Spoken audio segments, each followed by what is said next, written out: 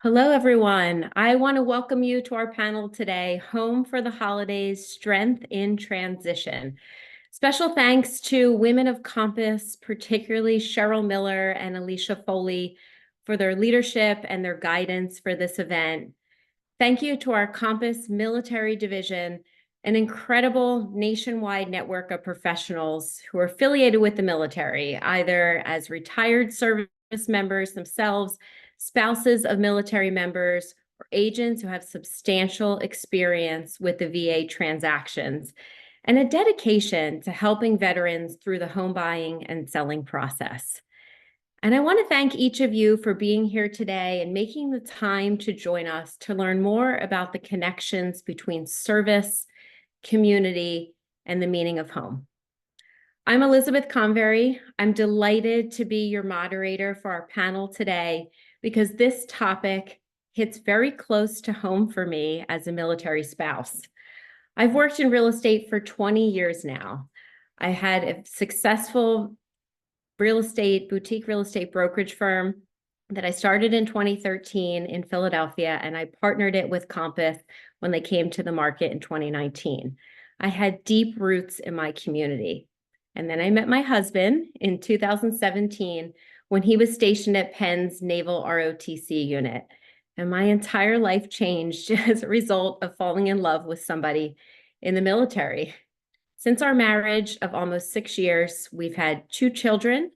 We've moved 3 times.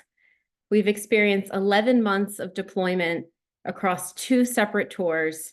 And I transitioned my business so that I could embrace service to our country and all the fluidity that comes with that lifestyle by enabling my team to run the day-to-day sales of my business and transition into a coaching role. I learned that home for me is anywhere that my family is, and that has truly changed who I am and the way I show up for what I do. And my story is not uncommon. As I was preparing for this panel, I pulled some statistics and I did some research on military families that I'd like to share with you because I think it lays the groundwork for what we're going to talk about today. On average, military families move every 2 to 3 years. A PCS, which is a permanent change of station, with such frequency can bring both emotional and logistical challenges. But it also instills a sense of resiliency, especially in the youngest members of the family. While the military does provide government housing to its active duty service members, military families have the option to receive a monthly BAH, which is a basic allowance for housing, and approximately 65% of military families choose that option. The amount of the BAH is based on the pay grade, the location of where they will be living, and the number of dependents. And in a recent survey of military families, 53% of respondents reported that they're paying more than $251 out of pocket each month towards their rent, mortgage, or utilities. So frequent moves, they can impact families financially with career advancement and even employment for the military spouse becoming a challenge.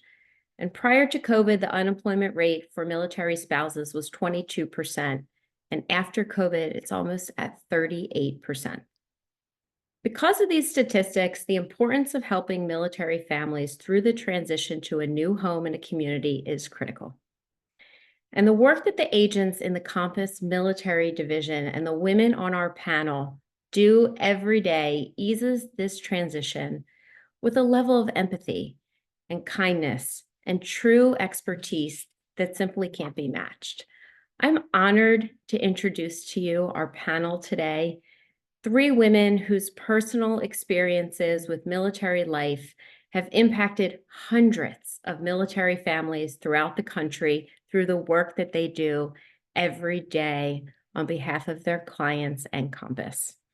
Natalie Champion. Natalie joins us from Hawaii. Welcome. She's a realtor broker with extensive experience helping service members across all branches navigate their move to and from Oahu, Lucky them. She lives a life of service and prides herself on her honest communication, commitment to education, and shares my love for designing the life of your dreams as she manifested her journey to live in Hawaii herself. Devin Curlings. Devin, welcome. She joins us from Raleigh, North Carolina, a military wife and mother. She's navigated the challenges of being an active duty spouse by stepping into her own identity to build a real estate business focused on the importance and true joy that can be found in creating a home. She prides herself on helping people succeed in their real estate goals and her ability to create a sense of community for people in transition. Devin has a unique ability to see the bigger picture and provide an experience to military families that makes all members feel seen and heard. Welcome, Devin. Susie Pittman. Hello, Susie. Susie joins us from Houston, Texas. She brings 15 years of real estate experience to her clients with a unique background, being previously married to an NFL player and currently married to a 20-year veteran of the military. Susie is well-versed in the personal and professional effects of transitioning career and life. With her husband and business partner, Chris, Susie helps retired veterans and their families expertly navigate the move into civilian life. She leads with education and is an expert on benefits available to military families. Welcome, Natalie, Devin, and Susie. I'm so excited, as we all are, to hear more from you. I will stop talking. Let's get started by discussing finding home through change. Devin, I'll start with you. Frequent moves are a hallmark of military life, and you personally have moved in your region as a result of your husband's duty station and your career. How have these experiences shaped your understanding of what it means to create a sense of home, both for yourself and for others? Well, first, thank you so much for the amazing introduction for all of us. I think that was like heartwarming. I was like tearing up a little bit. I was like, she did so good with all of that. So bravo to you for that, firstly. For myself, luckily, we have not moved that often. My husband is Special Forces, and all of his training is at Fort Bragg in Fayetteville, which is where he's still currently stationed. However, we obviously still needed to move here. And I did also move from outside of Fayetteville into closer to Raleigh for work purposes as well. So for me, it was really about a sense of community. I had no experience with the military. Nobody I was related to was in the military. So I kind of went in blind. And crazy enough, my husband and I were engaged after only 3 months and married at 6 months. We don't even have a photo of our wedding day. That was in a random lady's backyard. And we are celebrating 10 years of marriage next year. So we had a very crazy experience. We rolled into it very fast. And I found out we were expecting 2 days before he left for basic. So our life was definitely crazy. We relocated and I didn't know anyone. I didn't have any family nearby. And of course, I was traumatized. I was only 22 and I didn't know what to expect. And not having support was something that I discovered was what I needed over time. When I found myself in real estate, I had been a mom for a little over a year. I tried the stay-at-home mom route, and I knew I needed to create my own identity just for mental health and to find friends and just figure out to give people what I kind of needed. And I had a great relationship with my agent who helped us buy our first house, who was a military spouse. Her husband is now retired, and she is very thankful for that. But I learned a lot from her, which really kind of helped. And I was lucky enough to work under her for about a year. And through that experience, I just really realized that it's so important to the spouses to have a sense of community around them. With our spouses coming and going so much with raising children, it's really, really important to have a support system, especially when you don't have valid communication and there could be things on the news that may not be accurate. It's a tough spot to be in. So pushing that into real estate, I realize as I meet people that are similar to myself, I always try to match them in a neighborhood or nearby activities that make sense for them. Maybe it's solely a military community, but it could also be like mommy and me classes or somebody else in their career that is a similar path. I really try to connect people throughout the process. Thank you. If anybody saw me vigorously nodding, I feel a lot of us can relate to what you shared, right? About being in a whole new place and knowing no one and the importance of finding your place in your new place. So thank you for that, Devin. Of Um, course. Susie, you shared when we connected that you're well versed in career transition, either from the NFL into retirement or helping service members ease into civilian life. What strategies have you found most effective in helping others find stability and comfort during times of transition? I think the first thing is, of course, it really helps to have that experience, kind of like Devin touched on. When you go through this yourself, you can already empathize, and sometimes you feel like you're kind of reliving the emotions that you had when you were going through these changes yourself. It's crazy the similarities that pro athletes have compared to military families. They also have a hard time transitioning to civilian life after many, many years of whether it's being in sports or military, it's kind of like all they've known. So depending on where they're at in that journey, a lot of times it's just really spending quality time with them, listening. I make sure that I'm always like, instead of having them follow me, I really try to be in the car and really try to be engaging in as many conversations, just depending on where they're at. Like if they have a very short time to be there looking for a home, like if they're PCSing or if they're retired and like we actually have a little bit more time to look around, but whatever that situation is, just really, I have found that listening and just finding out like where they're at, emotionally, because I know when I was younger, kind of like Devin touched on, I was like really traumatized by these moves. I didn't have the maturity or maybe the emotional intelligence to really deal with some of it. And even like I felt like my family was also adding to that emotional stress for me. But and then there's other military families that I'm honestly in awe of how strong some of these spouses are because they may have already been, this might be the 15th move for them. And they're like pros at this, or this 15th move might be the hardest one yet. Maybe their kids are in high school and this is like really hard for them to have to move at this stage. Like they didn't want to leave their friends in their high school. So I think it's constantly evolving. And I think no matter if it's sports, military, or even, just other clients that we have, I think just the thought of just really listening to them and figuring out what it is that they need from you. And then just constantly, like after that sale is done, still always keeping in touch with them and like genuinely wanting to like help them and say like, hey, like anything you need, whether it's like a beauty salon or like Devin said, like a mommy and me class, like, sometimes it can get really easy to get caught up in like all the transactions that we have, and all of a sudden like someone will pop in my head and I'm like, you know what, let me touch base with them, and all of a sudden I'll just find out like they're having, like just an emotional day because sometimes it's easy to forget like they're here all alone, while their spouse is somewhere else or whatever it is, like whatever their situation is. So I think listening and also just always keeping in touch even after that sale.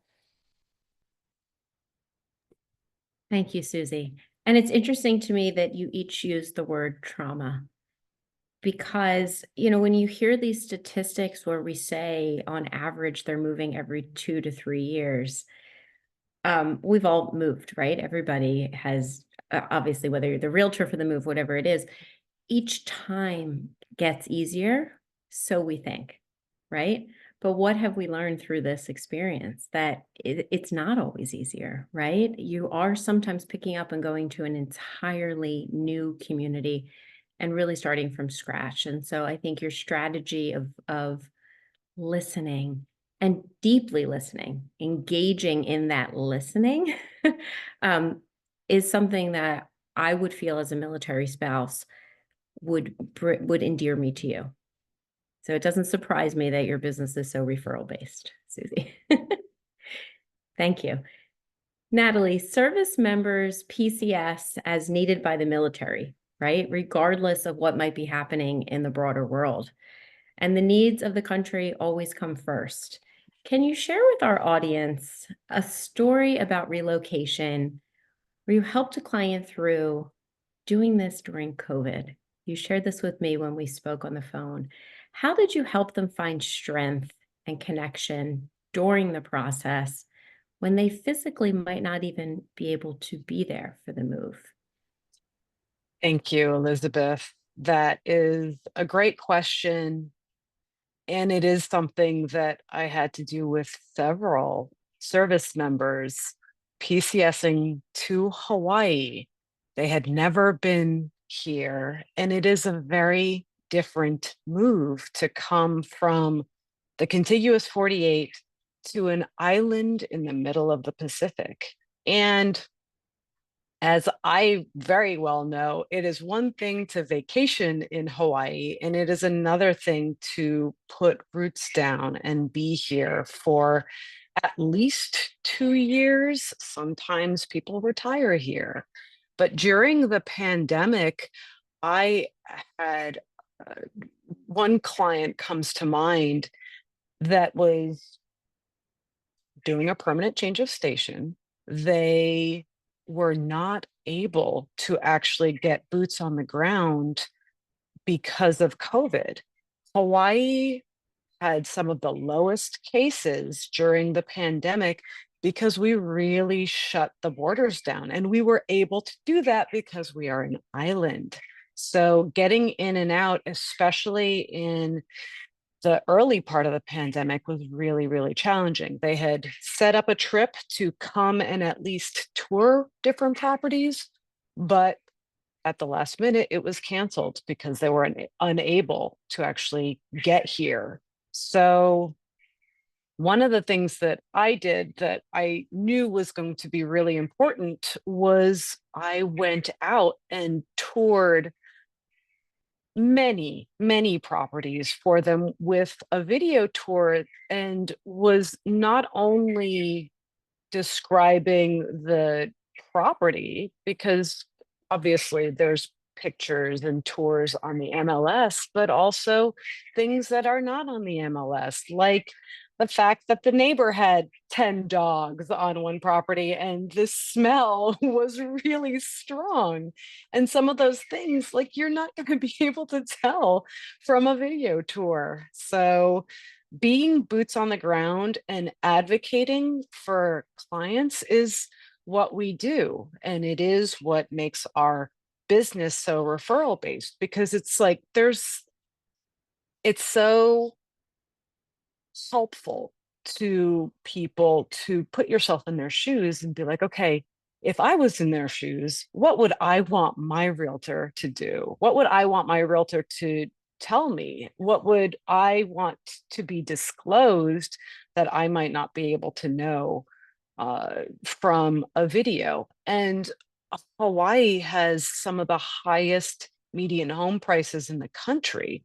So these people are putting down hundreds of thousands or millions of dollars on a property that they're not even going to get boots in until either they close or after they close. So that is such a significant level of trust that we really have to do everything we can to earn that. And one of the things that I think is the most important thing to helping people in this way is our willingness to figure things out in unprecedented times like a pandemic. Just figuring out, how do we best serve these people in these times, which we've not been able to negotiate before, because the change of moving from place to place is really, really stressful. We all know that. And so that is our right and responsibility and our fiduciary duty to our clients. Thanks, Elizabeth. Of course. I have a follow-up question to this. How have you establish a level of trust with so many clients that you may not meet until you get to the closing table? I always do two things. I always send them my home buying workbook to give them a sense about who I am and information about other clients that have been served by me who I did a good enough job that they left raving reviews.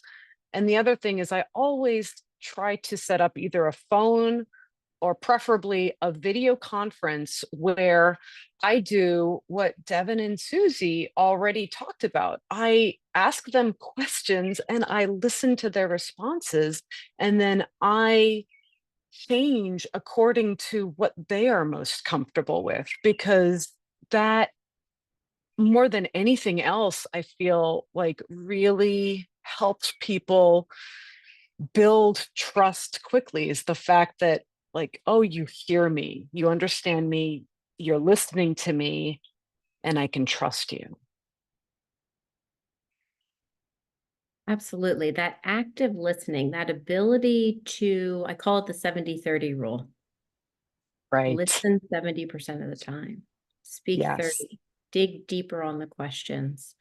Because my experience has been, which all of you have shared, getting to that next level, the lower level of what's really going on in these families when they're relocating. What are their fears? How can you help them overcome that by being a resource for them? Thank you for sharing. I'd like to shift into holiday reflections on resilience, because that has been a theme also of our discussions. Devin, the holiday season is often a time of reflection. How has your experience with military life influenced the way you view resilience and adaptability, especially during the holidays? That's a great question. And I think so many military members and their families are just resilient in themselves. I feel like I watch my son all the time experience it. And I look at him and I'm like, I don't understand how you go through what you do and you move forward in life.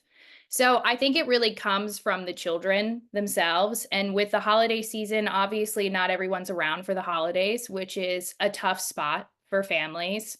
And I found that a lot of people who have created their own traditions, and that's something that I definitely lean into with my clients as well, where there's been times where my husband's been deployed for Christmas. He wasn't home for Thanksgiving this year. So there's a way to adapt to move around it, to kind of just take on what works best for you and your family. And I think the same goes into real estate as well.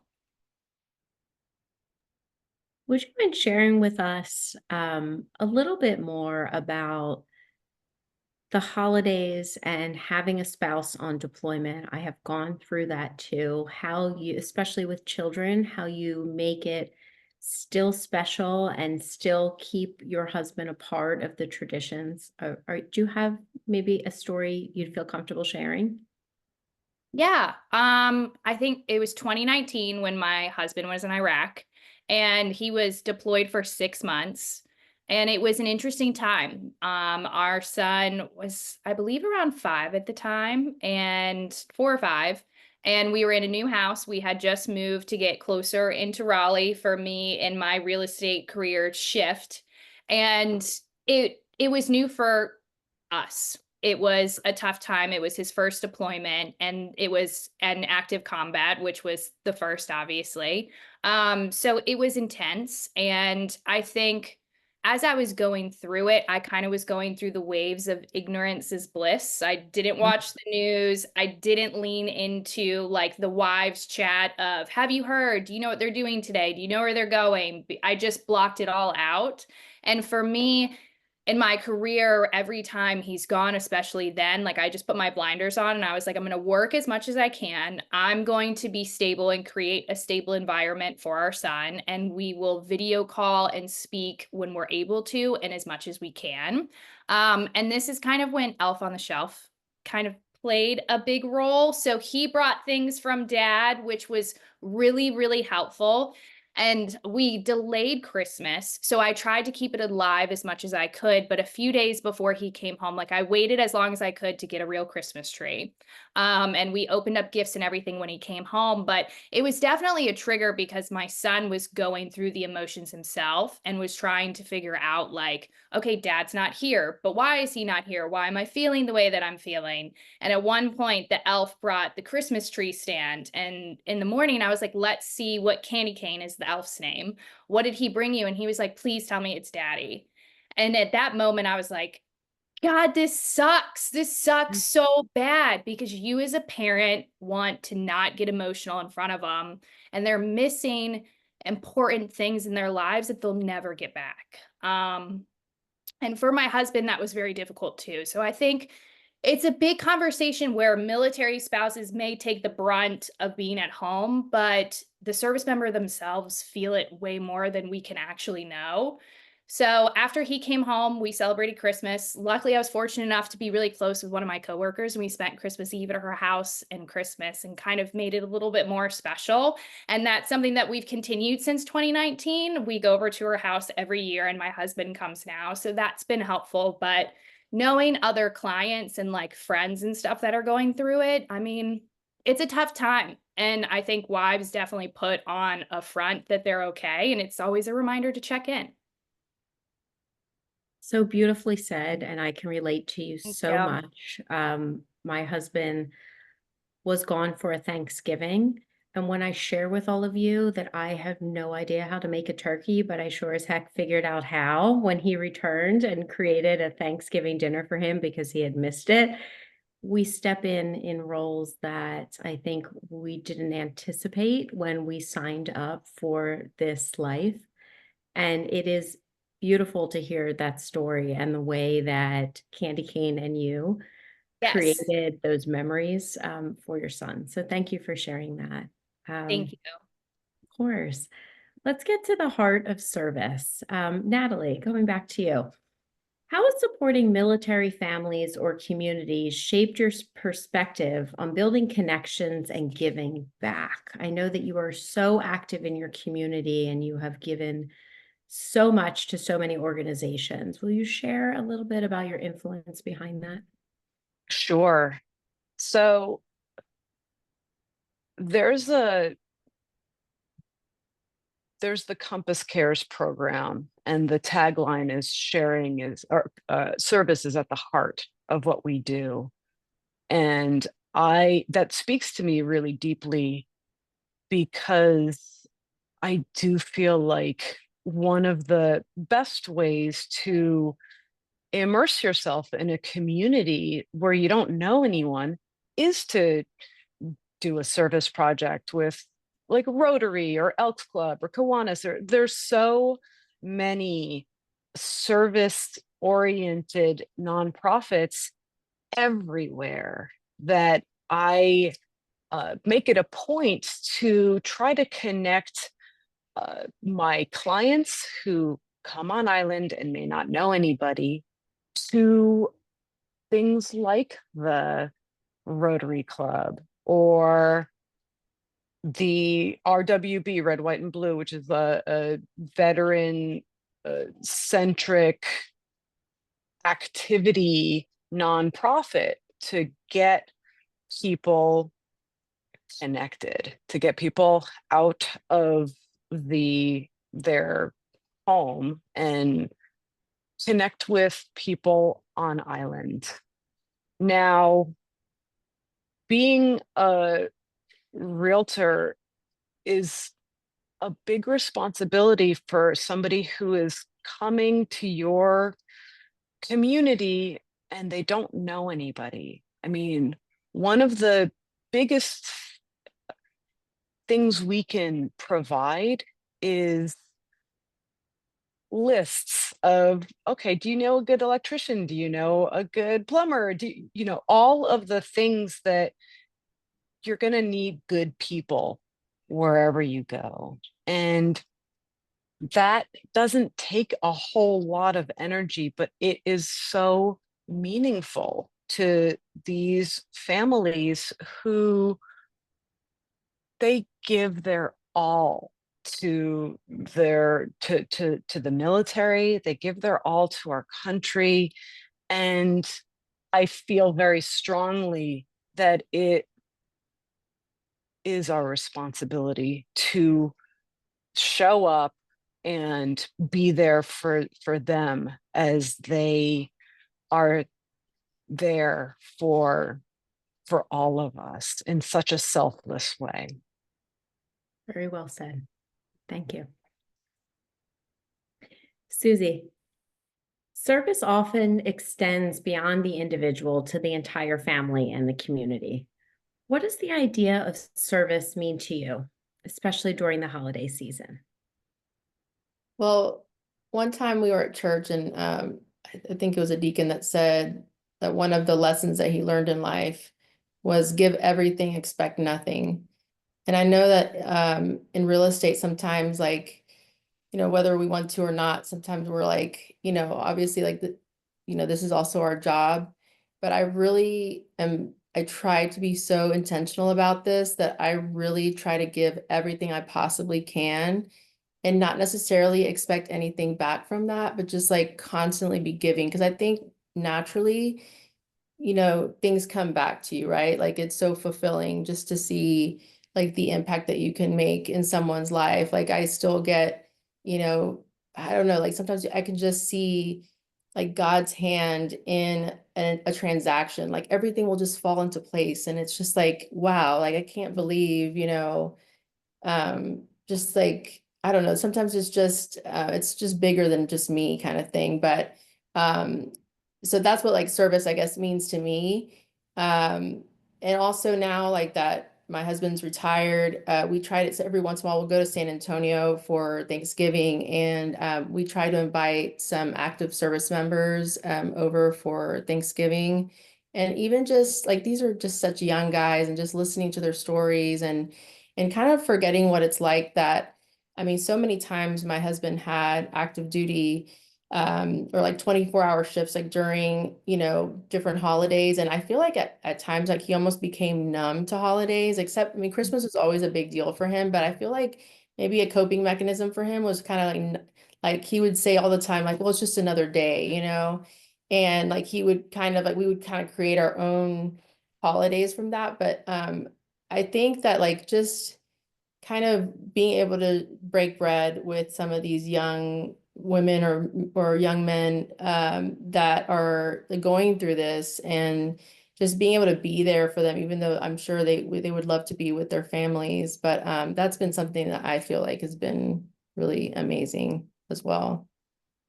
That's beautiful because you've created a sense of family for these members of the military who can't be with their own family. And I think that that is such a beautiful way to give back. I'm curious as a follow-up to you, Susie, what have you done to kind of crack that shell that your husband had around holidays now that he's retired? And, you know, I get the impression that you enjoy the holidays, you know, that your house is probably fully decorated at this time, as mine is. There's my tree. What have you done to create new traditions with him? Or is he still in that shell? But well, we all like our whole family makes fun of him a little bit because he doesn't like really get into all the like extraneous holidays, you know, but so we really kind of go out of our way now to like decorate for like every holiday in our house. Just to like he's like, really, we're you know, decorating for Valentine's, like, you know, it's just kind of funny. But so it's almost kind of like a running joke in our house. And like Halloween is like really like, you know, so I had like these little like bats everywhere, just stuff because I think it's like funny his reaction to it. But yeah, but Christmas is a huge deal in our family, and like Thanksgiving and all that. But you know, we're those people that like start decorating for Christmas like right after Halloween. So I definitely like I am the one that really goes out of her way to like decorate. I think I don't know why, just because I really want him to like really celebrate each holiday now. So The man does not have a choice, Susie. he doesn't have a choice.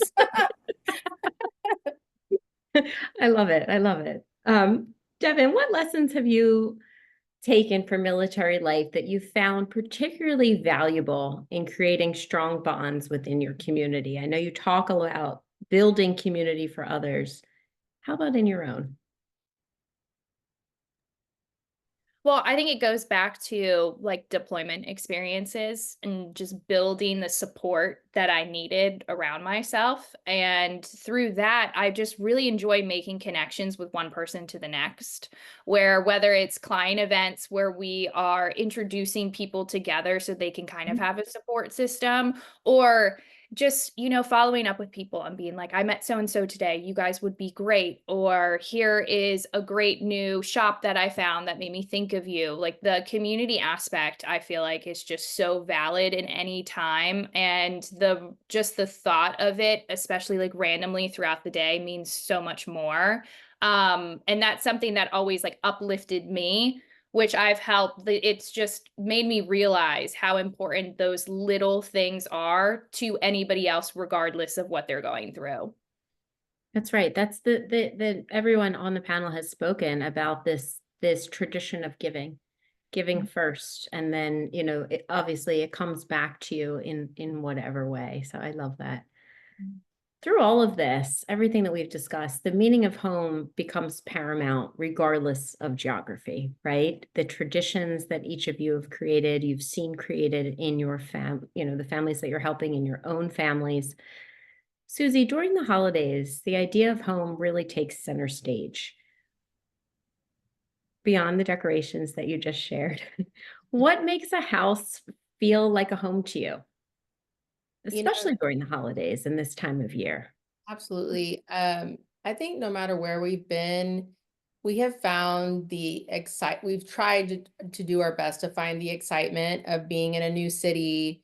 And like the amazing thing about the military is it's truly a band of brothers or sisters, however you want to look at it. But it's truly like you have this common bond. So the community aspect is just so important. Like, you invite other families over and you kind of, I feel like there was a lot of togetherness in that aspect. So it really kind of helps you, like, no matter where you are in the world, to truly make it home, because like as long as you're together, whether it was like just my kids or we were all together as a family, like you still find like that as long as we're like together, this is where home is. I think for my husband, he found that he had two homes in a way. Like when he was in the Marines and the Navy, and when he was like on the ship, for example, like that was a second home for him. And those, like, if that was during the holidays, like that was his, he made that home at that moment, right? And the bond that those, like all of the guys or women on that ship they all have together. I mean, and even just when I see them get together now, like they still have this bond that is like unbreakable. So I would say like home for us is like, has so many different meanings at different times in our journey. Um, and I mean, in the NFL, it's kind of the same thing too. Like, you would bond with other women, that were like, we would kind of all get together, or we'd have Thanksgiving together, all the different families that were in that city. And so it's just kind of like, it's really nice. I'm actually super introverted. So I almost found it sometimes easier, like whether it was in the NFL or military, to like, because you already had something that was like, kind of joined you together. Sometimes just like in life in general, I'm really, really shy. So it's funny that sometimes I kind of miss that, like that automatic thing that kind of bonds you together. But anyway, yeah, I mean, hope I answered your I would question. not have guessed that you're an introvert, Susie, but I I hear what you're saying about the common thread. Yeah. So we have a few minutes left. I'd like to finish with this question and hear from each of you. So whoever wants to jump in first, if you could share one piece of advice about navigating change and embracing new beginnings, what would it be? I would love to jump in on this one because it's something that I have been really focusing on as I am made increasingly aware that there's a lot of stuff that's outside of my control. So for me, it is focusing on what is within my control. focusing on my locus of control and saying, okay, I can't change the world globally, but I can change my world by the choices that I make, by the kindness that I exhibit, by coming from service, by being sincere, by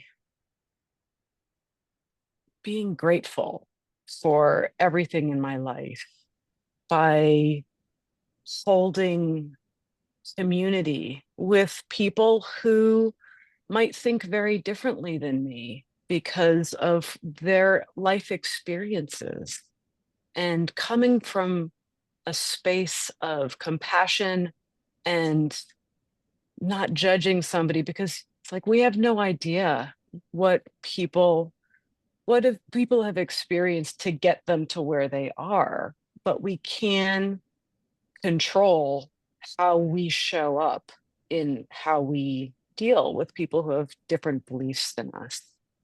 So focusing on what you can control has been a good way for me to relinquish anxiety about what I can't. So very wise, Natalie. Thank you. So I know my husband has really helped me in this because he used to always say, adapt and overcome, adapt and overcome. Like he really taught me that like if it's not life or death, then it's really like he's a very peaceful and joyful person. Like everything, he's like the guy from the Lego movie, like everything is awesome. Like he's just always so happy. And like before I met him, I was a little bit more of like an Eeyore, like oh, like, kind of like find more the negative. But ever since being with him, I feel like he teaches me, like, he's like, yeah, we get to work on this science fair project. I get to do this. I get to do this.